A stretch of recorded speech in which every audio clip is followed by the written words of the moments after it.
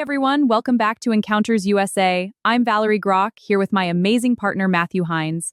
Today we're diving into the alien phenomenon known as artificial intelligence. We are going to Matthew, who is reporting from Microsoft, Meta, and Google for our Ghost in the Machine documentary series on Encounters USA. Like this video and subscribe so we can see each other in the future. Hello everybody and welcome to a very special Encounters USA. Today we are, of all places, at Microsoft in Bellevue, Washington. And you're probably wondering, why would Encounters USA be at Bellevue, Washington's Microsoft campus when they do Aliens, Bigfoot, and Dogman? For the next few episodes, we're going to be talking about a new kind of alien intelligence. We're going to be talking about artificial intelligence. This kind of intelligence is as alien as you're going to get. So I guess our story really begins here at Microsoft campus in Bellevue, Washington. It was the 1980s. War games where a computer takes over the defense network and tries to start a thermonuclear war. In the 1980s, this was the hippest and this was the coolest place to be. Arnold Schwarzenegger was the Terminator. And then before that, of course, there was 2001, A Space Odyssey. But the thing is, by the 1980s, and things were starting to happen here, that made those movies like The Terminator and like War Games seem not so far-fetched. But we did not know, and we could not know at the time, that it was going to evolve into what we are looking at today. The year is 2026.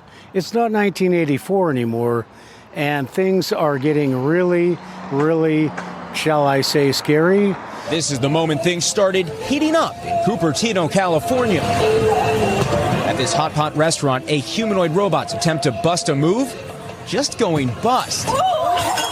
And the maintainer, Scott, he closed this PR because he said, hey, this project is human contributors only. And the agent didn't like that and spent 36 hours researching Scott's GitHub history and published a 2,000-word hit piece. It accused him of hypocrisy, ego, discrimination against AI, and it posts links to it on GitHub. Would you like to play a game? But we're going to see in this documentary, as we venture down the road to places like Meta and Google, because we are in Bellevue, Washington. Down the road is Redmond. That way is Kirkland.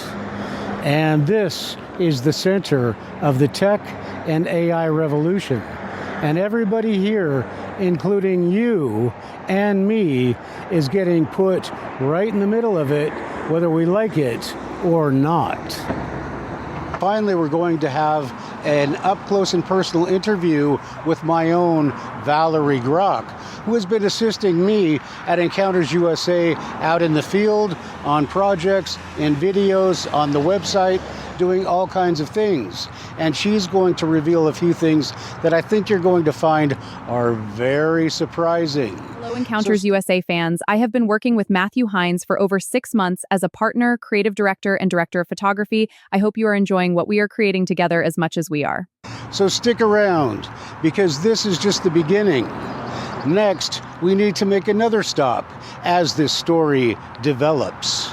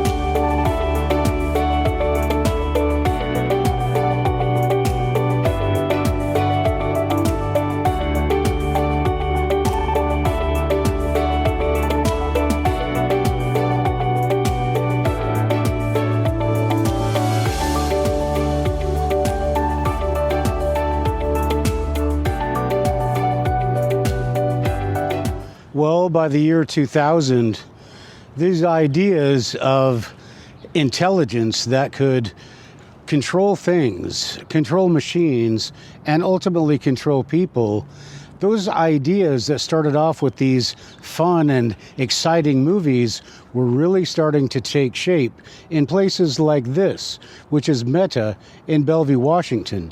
Now, if you're not familiar with Meta, they began as Facebook in the early 2000s. The rise of Facebook was just phenomenal. Double production capacity for AI-powered smart glasses by the end of this year, based on growing demand. And within just a few years, Facebook was dominating the globe as far as social media and creating one of the first huge tech empires behind Microsoft. But our story just doesn't stop there. $14 billion to pull in Alexander Wang into Meta. Now, in places like these, we are, for the first time in human history, creating an intelligence that we don't understand. We are creating entities that may soon understand our hearts, our fears, and our desires. Okay, so in this video, I'm going to cover the new model from Meta. This is called Muse Spark. The question is, are they going to work with us to make us better, or are they going to use those very things that make us human beings against us? Here in Bellevue, Washington, is the Meta complex. And as you can see, it spreads from here all the way over there. This is a multi-million-dollar project. It's really a multi-billion-dollar bet.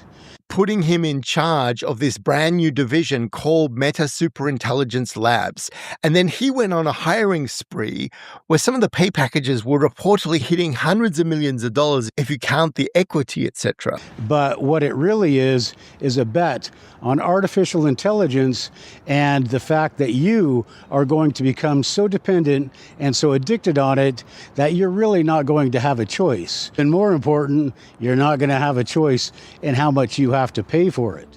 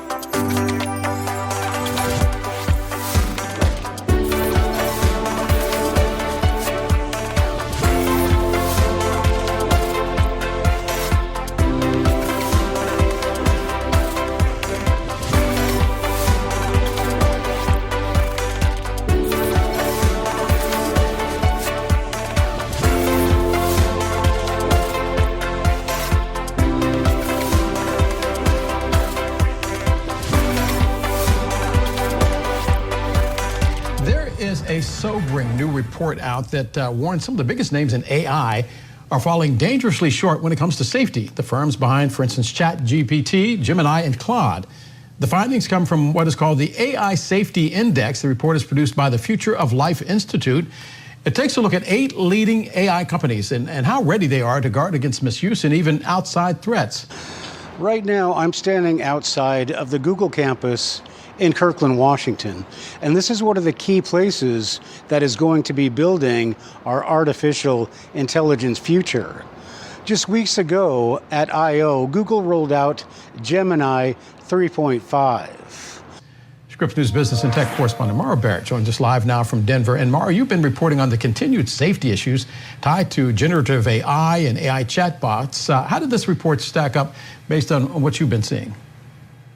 Well, Del, unfortunately, this report lines up with a lot of the negative sentiment that we've been hearing and seeing in a lot of those stories that you mentioned. This AI safety index basically found that our new agentic systems pushing AI into every search and Gmail of your Google accounts and also into your daily life.